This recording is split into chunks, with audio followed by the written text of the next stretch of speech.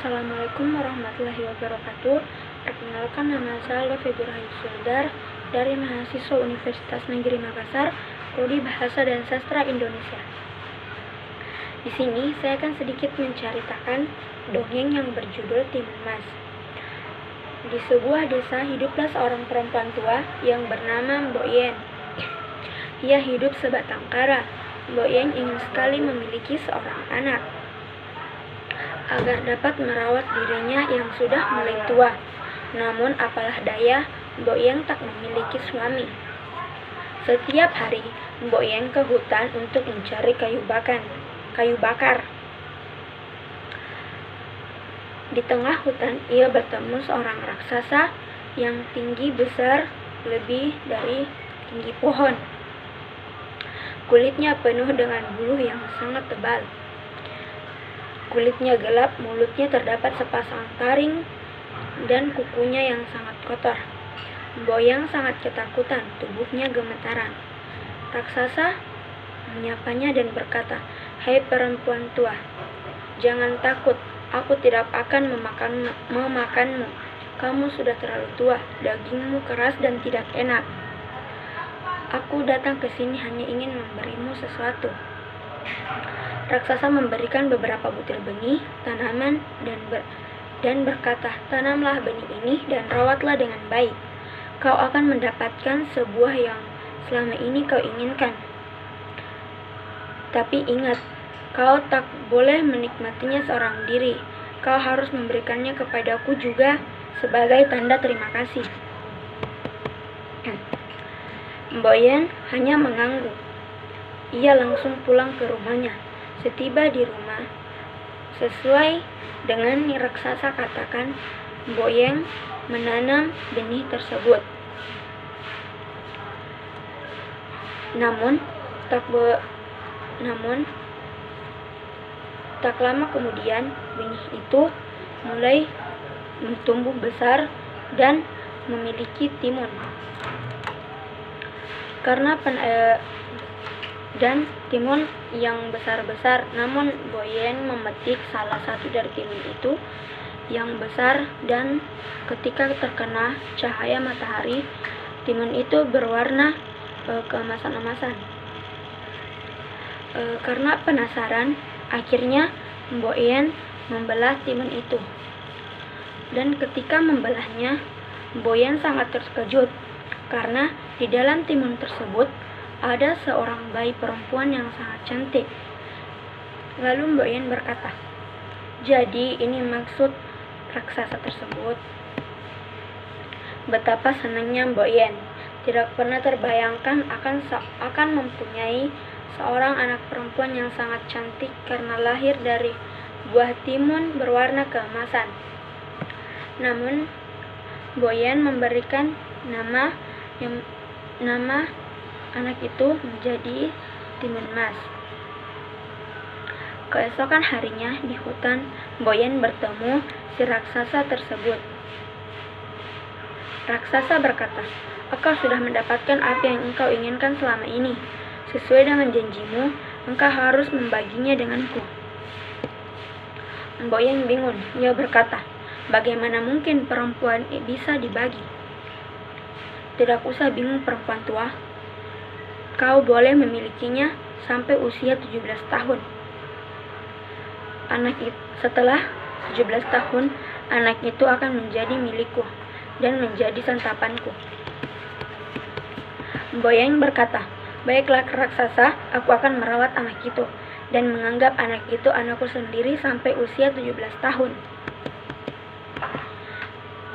Pada akhirnya, Timun Mas menjadi seorang gadis yang sangat cantik dan jelita. Kulitnya berwarna kuning langsat, tubuhnya tinggi, rambutnya hitam berkilau. Semakin hari Timun Mas semakin cantik. Timun Mas juga sangat rajin membantu ibunya, yaitu Mbok Yen. Ia selalu menemani ibunya mencari kayu bakar di hutan. Kebaikan hati Timun Mas membuat Mbok Yen khawatir kehilangannya. Ia sangat menyayangi Timun Mas. Ia tidak ingin Timun Mas menjadi santapan si raksasa itu. Tahun demi tahun berganti, Timun Mas sudah menginjak usia 17 tahun. Sudah waktunya bagi raksasa itu untuk mengambil anak Mbok Yen, yaitu Timun Mas.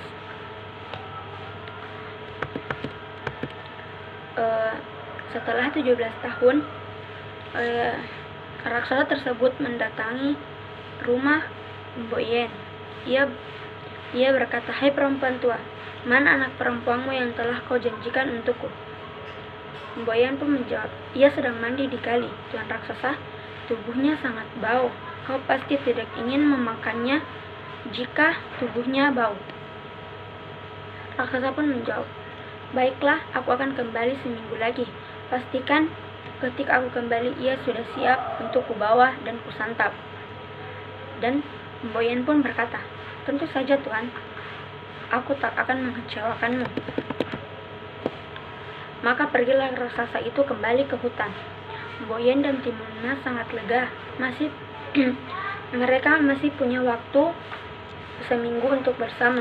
Namun setelah seminggu berlalu dan raksasa itu pun kembali datang, ibu dan anak ini tetap tidak ingin berpisah. Timun Mas kembali bersembunyi. Kali ini Timun Mas bersembunyi di dapur. Raksasa bertanya, "Hai perempuan tua, aku kembali untuk menagih janjimu. Serahkan cepat anak perempuanmu itu." Mbok Yen menjawab, "Maaf, Tuan Raksasa, Timun Mas sedang menjual kayu bakar ke kampung. Bila saja engkau datang lebih pagi, engkau pasti bertemu dengan dia." Dengan setengah marah, raksasa itu berteriak, "Baiklah, ku beri waktu seminggu lagi. Jika anakmu tidak tahu serahkan kepadaku, akan kuhancurkan rumahmu." Mbok Yen semakin ketakutan. Dia tidak tahu ingin melakukan apa-apa. Ia sungguh tidak rela anak perempuannya yang sangat cantik akan dimiliki oleh raksasa tersebut. Dan perempuan berkata, "Ibu, janganlah bersedih. Relakanlah aku menjadi santapan raksasa itu." Tapi Mbok Yen tetap tidak ingin menyerahkan anak perempuannya itu ke raksasa.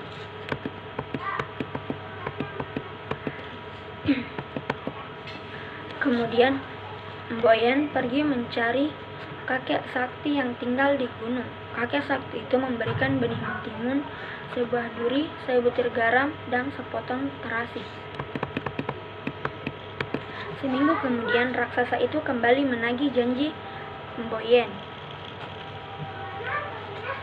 Cepat serahkan anakmu, atau kuhancurkan rumah besar dirimu. Aku sudah sangat lapar."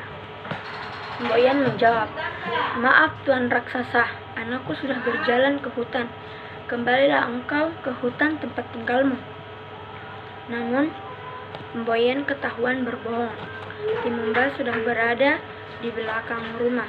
Pada saat itu Timun Mas keluar rumah di pintu belakang.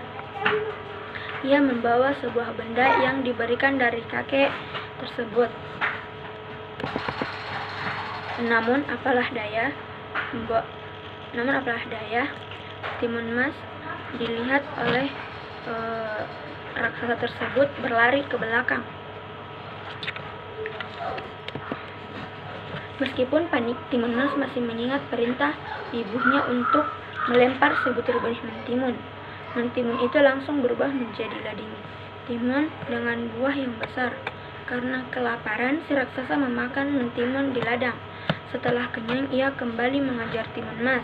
Kemudian perutnya yang kenyang membuat jalannya makin lambat. Raksasa tersebut tetap mengejar Timun Mas.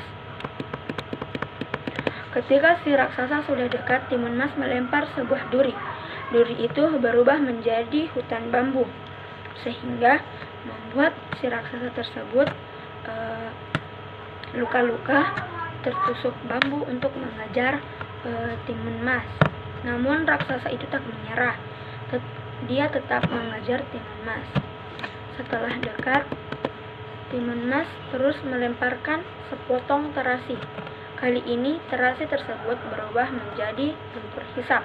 Raksasa itu berteriak minta tolong ketika tubuhnya terhisap lumpur.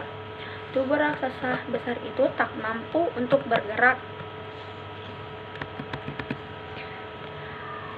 Setelah tamatlah riwayat raksasa jahat tersebut, Timun Mas telah hidup bahagia bersama ibunya, yaitu Mbok Yen. Ketika suatu hari ia bertemu dengan pangeran dan ia